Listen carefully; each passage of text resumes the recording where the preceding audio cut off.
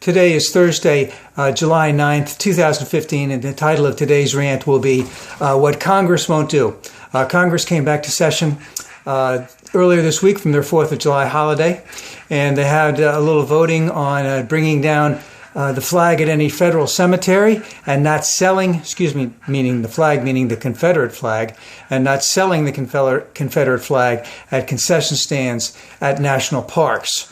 That was voted on and approved just the other day, and now I believe some of the Southern congressmen and women want to revisit that because that's not what they want. They want to keep that flag. So a very minor thing, it's a social issue, but there's a big thing that's looming right now, and that is the Highway Trust Fund. And the Highway Trust Fund was kicked down the road from, I believe, May until by the end of this month. And it has to be reauthorized again.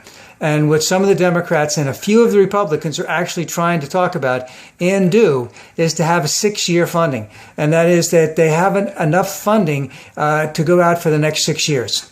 But the reason why that will not happen is because there are too many congressmen, congresspersons, and senators who will not go for that, because the only way that you can fund it for that long a period of time is that you'll need to have some increase in revenues, and any increase in revenues must be offset by decreases from other agencies or other, appropriations.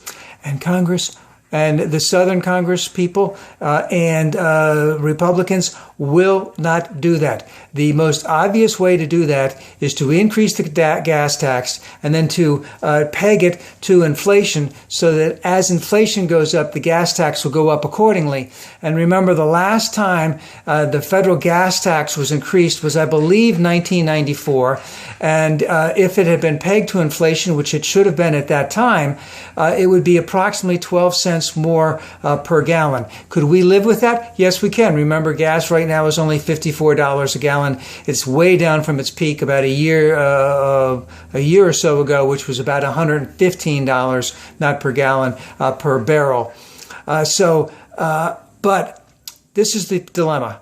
The Republicans will only approve funding for another couple of months. And then, of course, we have the debt ceiling and the end of the government coming around the beginning of October, the end of September of this year. So another Highway Trust Fund might need to be approved in a couple months at the same time that we have to approve the funding for the next fiscal year, supposed to.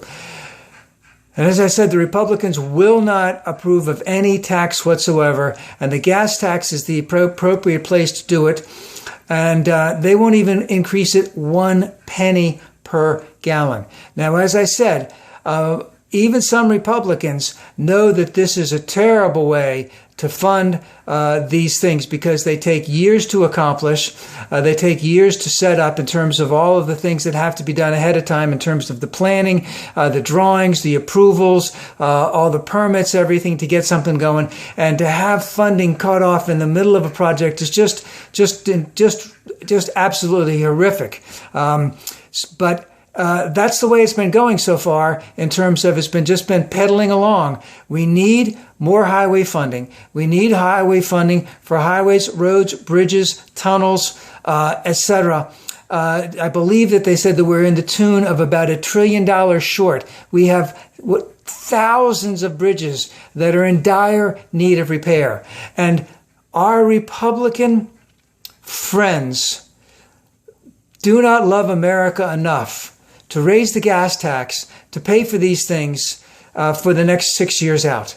And the reason why I say they do not love America enough is because this will have to be paid at some time. And so it will have to be paid, because if you don't get your oil changed, then, you get your oil changed, but you're still going to have trouble further on down the road if you don't change your oil enough. It's the same thing. Highways are still going to continue to deteriorate. It's just going to cost more to fix them later on.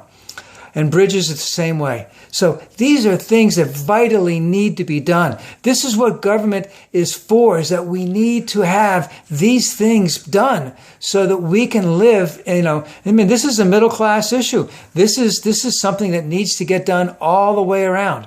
But the Republicans in Congress will refuse to do that because they refuse to raise the gas tax in 1 cent. So what's going to happen?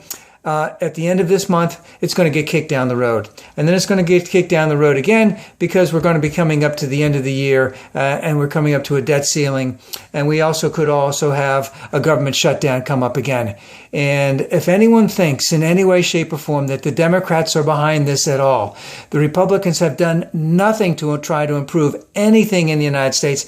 Everything, their idea of shrinking government is actually hurting government, and therefore it is also hurting the people. Now, I want to bring up another thing real quick on terms of the deal with Iran. If we don't have a deal by the end of tonight, then if we do get a deal right out, which it would, by the end of tonight, if we have a deal by the end of tonight, then Congress gets 30 days to review the plan with Iran. And if we don't get the deal by the end of tonight and it's a couple of days out or whatever, then Congress gets 60 days to review it. And of course, the Iranians don't want that because they want this ball to get rolling right away, because they want whatever sanctions are willing to be lifted right away. They want that stuff lifted.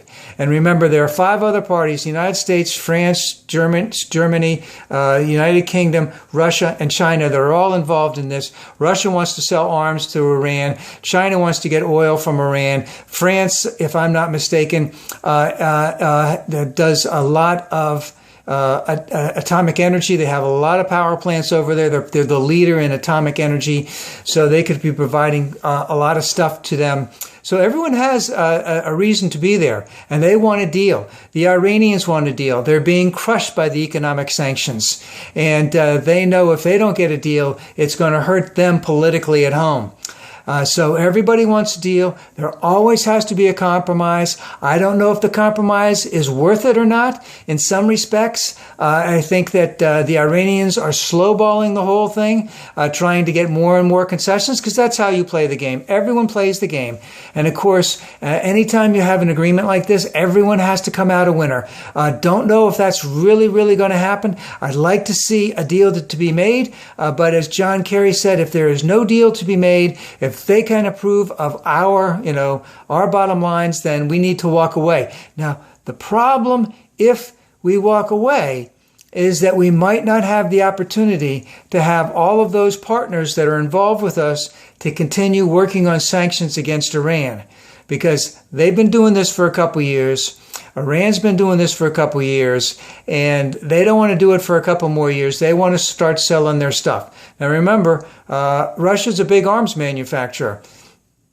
Iran is a big buyer of their supplies. They want to sell the arms. Remember, Russia has lost a lot of money because of the price of gas going so far down in the last year. So they want a deal. So these are the types of things that need to be said. Now remember, anyone on the Republican side will say that we gave away the shop. But let's see what the deal is. Let's actually see if there is a deal. And let's just hope that Congress can show that they really have some short and curlies, increase the gas tax, and get funding for the Highway Trust Fund for the next 6 years.